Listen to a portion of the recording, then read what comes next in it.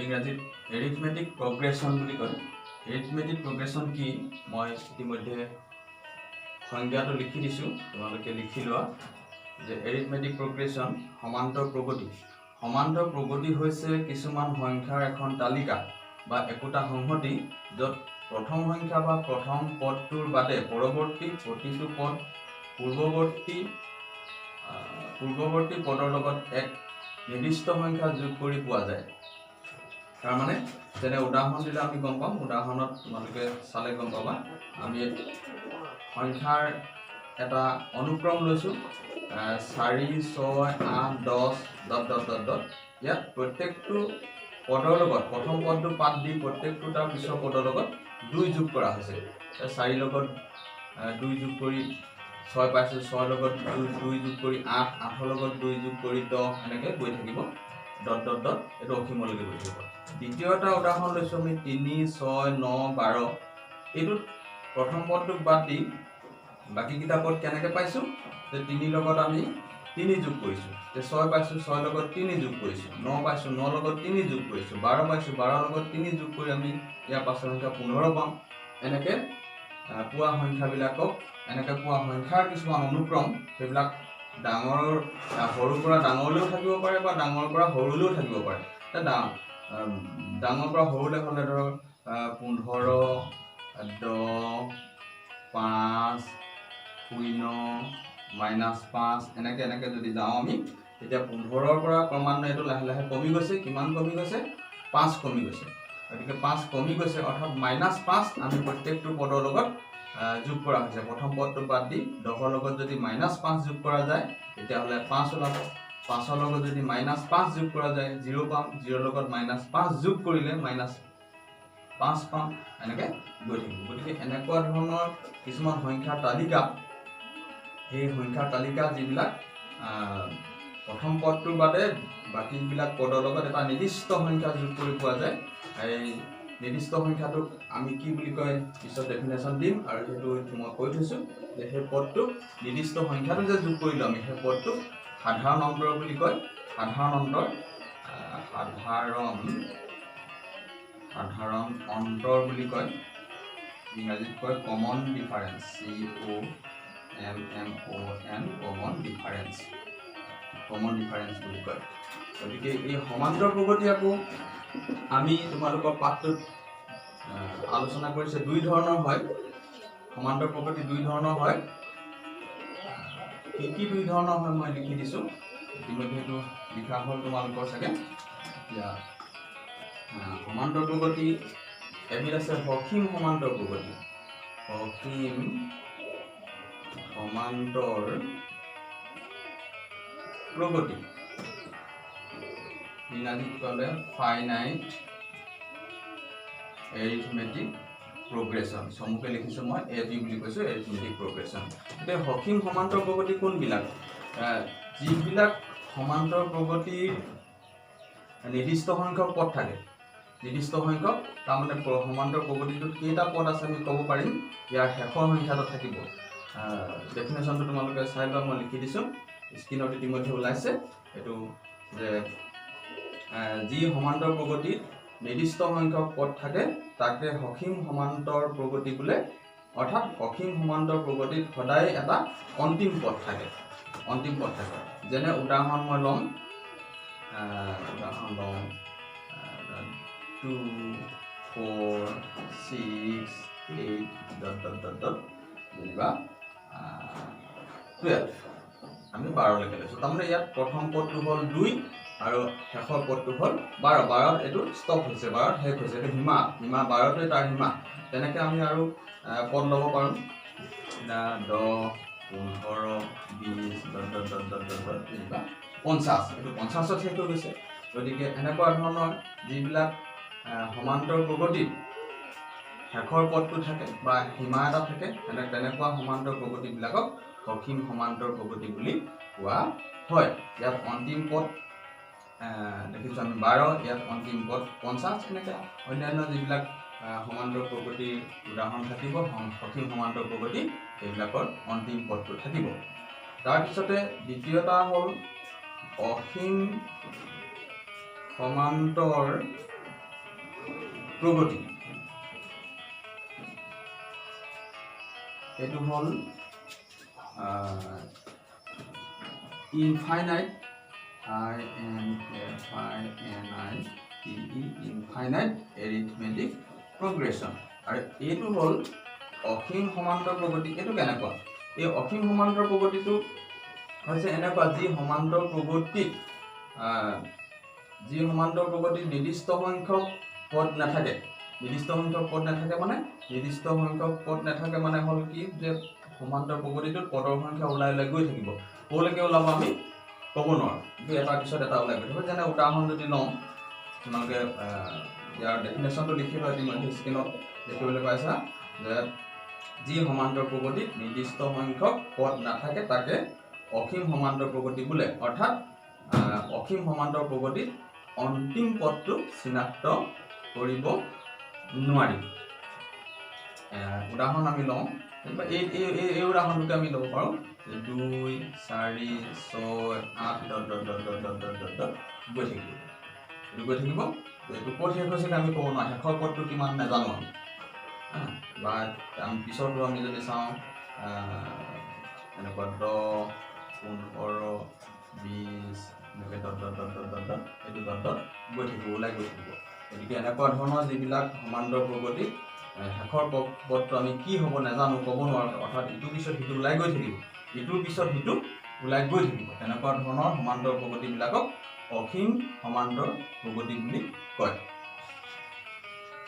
ইয়াৰ পিছত আৰু এটা ইয়াত আমি পদ জানিব লাগিব, আৰু এটা টাৰ্ম আমি জানিব লাগিব, সেইটো হৈছে কমন ডিফাৰেঞ্চ বুলি কয়, সাধাৰণ অন্তৰ। ইতিমধ্যে মই অলপ আগতে কৈছিলোঁ যে সাধাৰণ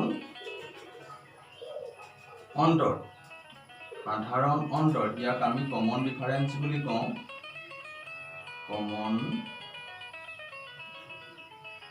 ডিফাৰেঞ্চ ইয়াক আমি ইংৰাজী ডি আখৰতে বুজাম।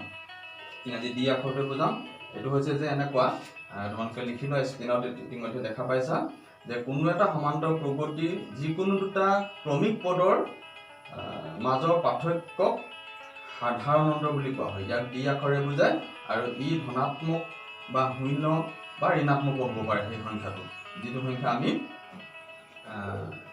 এটা সমান্তৰ প্ৰগতিৰ যিকোনো দুটা ক্ৰমিক ওচৰা-ওচৰি পদৰ পাৰ্থক্য আমি এটাৰ পৰা আনটো বিয়োগ কৰি পাওঁ।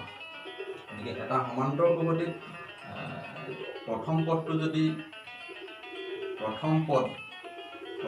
যদি মই A1 বুলি কওঁ, দ্বিতীয় পদটো যদি মই A2 বুলি কওঁ, তৃতীয় পদটো যদি মই A3 বুলি কওঁ, তেতিয়াহ'লে আমি সাধাৰণ অন্তৰ কেনেকৈ উলিয়াম? সাধাৰণ অন্তৰ উলিয়াম যে দুটাৰ মাজৰ পাৰ্থক্য দ্বিতীয় পদটোৰ পৰা আমি প্ৰথম পদটো মাইনাছ কৰিলে এই ডিটো পাম।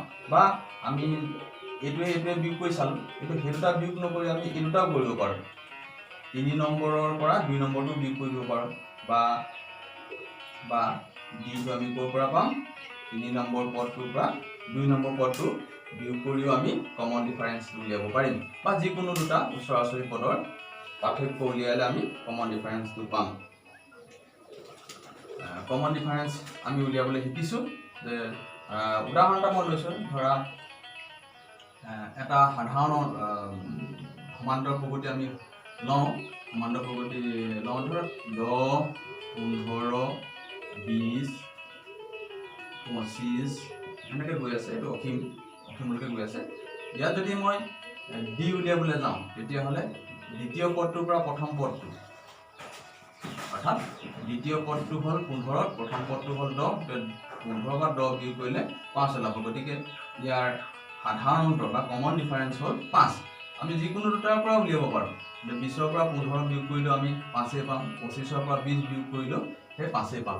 গতিকে কমন ডিফাৰেঞ্চ আমি এনেকুৱা এটা সমান্তৰ প্ৰগতি দি থ'লে তাৰ পৰা আমি কমন ডিফাৰেঞ্চটো উলিয়াব পাৰিম। ইতিমধ্যে লিখি লৈছা। ইয়াৰ পিছতে সাধাৰণ আৰ্হি, সমান্তৰ প্ৰগতিৰ সাধাৰণ এটা আৰ্হি আছে। সমান্তৰ প্ৰগতিৰ সাধাৰণ আৰ্হি সমান্তৰ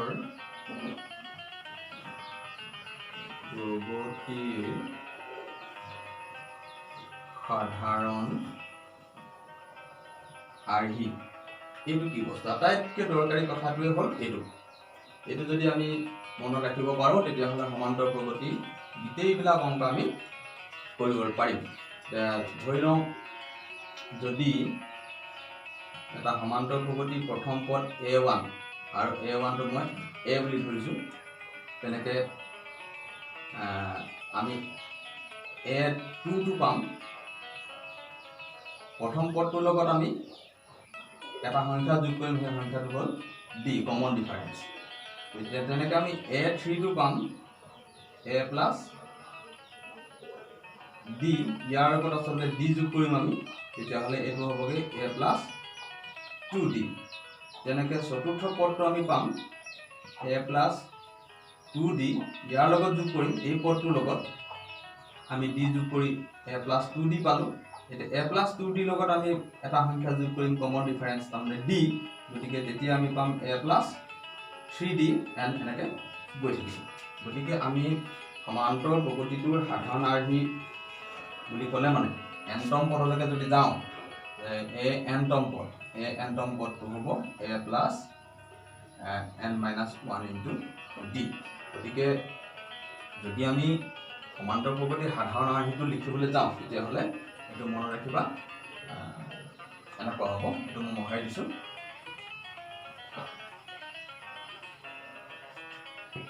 সাধাৰণ আৰ্হিৰ ভিতৰত প্ৰথম পদটো A, দ্বিতীয় পদটো A প্লাছ D, অৰ্থাৎ A লগত কমন ডিফাৰেঞ্চ যোগ কৰা হৈছে। তৃতীয় পদটো A প্লাছ 2D, চতুৰ্থ পদটো A প্লাছ 3D, এনেকৈ গৈ থাকিব। গৈ এনতম পদটো একেবাৰে শেষৰ বুলি নহয়, একেবাৰে আমি এনতম পদটো আমি পাম A plus n-1 into D। গতিকে আমি এইটো যদি মনত ৰাখোঁ, ইয়াৰ মাজতে ডট দিয়া অৰ্থটো হ'ল কি, ইয়াৰ A প্লাছ 3D পিছত আৰু বহুত সংখ্যা আছে, বহুত টাৰ্ম আছে। গতিকে ইয়াৰ পাছত আমি বহুত টাৰ্ম পাম, বহুত টাৰ্ম পোৱাৰ পিছত এইটো পাম, ইয়াৰ পিছত এই এনৰ মানটো আমি সলনি কৰি গৈ থাকিলে টাৰ্মবিলাক আমি পাই গৈ থাকিম। গতিকে যেতিয়া আমি দুটা ক্ৰমিক পদৰ মাজৰ ডিফাৰেঞ্চ অৰ্থাৎ কমন ডিফাৰেঞ্চটো আমি একে পাম, প্ৰত্যেক অনুক্ৰম বা প্ৰত্যেক দুটা ওচৰাওচৰি পদৰ মাজৰ ডিফাৰেঞ্চ অৰ্থাৎ পাৰ্থক্য বা বিয়োগফলটো যদি একে হয় তেতিয়াহ'লে সি এটা সমান্তৰ প্ৰগতি হ'ব, অন্যথা ই সমান্তৰ প্ৰগতি নহ'ব। অৰ্থাৎ সাধাৰণ অন্তৰটো যদি একে নহয় তেতিয়াহ'লে সমান্তৰ প্ৰগতি নহয়, আৰু সাধাৰণ অন্তৰ যদি একে হয় তেতিয়াহ'লে সমান্তৰ প্ৰগতি হ'ব। এই কথাটোকে তোমালোকক ক'লোঁ। গতিকে তোমালোকে চাই লোৱা, মই স্ক্ৰীণত ইতিমধ্যে এই কথাটো লিখি দিছোঁ যে এটা সমান্তৰ প্ৰগতি তেতিয়াহে হ'ব যেতিয়া দুটা ক্ৰমিক পদৰ মাজৰ অন্তৰ বা সাধাৰণ অন্তৰ একে হয়, অন্যথা ই সমান্তৰ প্ৰগতি নহয়। গতিকে আমি বহুতকেইটা অনুশীলনীত তেনেকুৱা অংক পাম, সেই অংকখিনি মই পৰৱৰ্তী ভিডিঅ'ত কৰি আছোঁ। তোমালোকে চাই থাকা, লিখি থাকা, আৰু এইবিলাক বহীত লিখি প্ৰেক্টিচ কৰিলেহে তোমালোকে পাৰিবা। বিশেষকৈ মই পুনৰবাৰ কৈছোঁ যে সমান্তৰ প্ৰগতিৰ এই যিটো সাধাৰণ আৰ্হি, সাধাৰণ আৰ্হিটো মনত ৰাখিবা। ইয়াত প্ৰথম পদ A, দ্বিতীয় পদ A প্লাছ D, দ্বিতীয় পদ বুলি কওঁতে তাত এটা D যোগ হৈছে, তৃতীয় পদ বুলি কওঁতে তাত দুটা D যোগ হৈছে, চতুৰ্থ পদ বুলি কওঁতে তাত তিনিটা D যোগ হৈছে। এনেকৈ D সংখ্যাটো আৰু পদৰ সংখ্যাৰ লগত তাৰ এটা সম্পৰ্ক আছে। গতিকে এইটো মনত ৰাখিবা। এইটোকে ব্যৱহাৰ কৰি, এই সাধাৰণ আৰ্হিটোকে ব্যৱহাৰ কৰি আমি পৰৱৰ্তী অংকবিলাক কৰি যাম।